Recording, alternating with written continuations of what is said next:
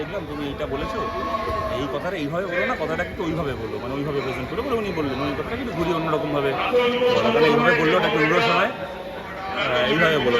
তো এইটাই, এই যে মানে একজন গার্জেনের মতো করে এটা বলা, তো এই শাসনটাও তো একটা ব্যাপার, একটা প্রাপ্তি।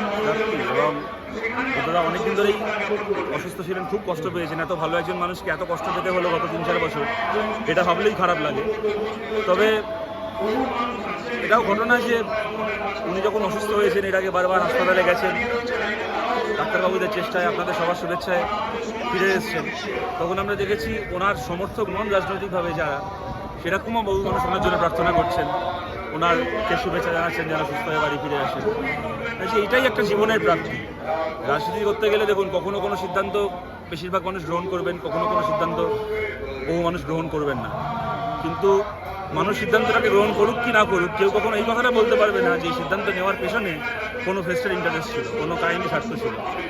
এই যে একটা মর্যাদার সঙ্গে, সততার সঙ্গে রাজনীতি করা, এই যে মাথা উঁচু করে রাজনীতি করা, এইটা বুদ্ধতা দেখিয়ে গেছেন যে এটাও করা যায়।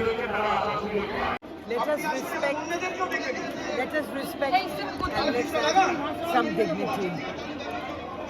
For me, Dada Buddha was a huge personality.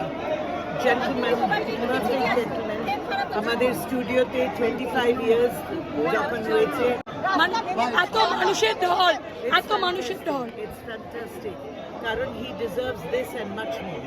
He's a fabulous gentleman and মানে আমাদের স্টুডিওতে যা উনি করেছেন for the artists, it is unforgettable, really marvelous gentleman. His persona and personality was one of a huge big giant and gentle that he was. এরকম একটা রাজনীতি পাচ্ছেন, কতটা ক্ষতি হলো। প্রেস ক্লাবের পক্ষ থেকে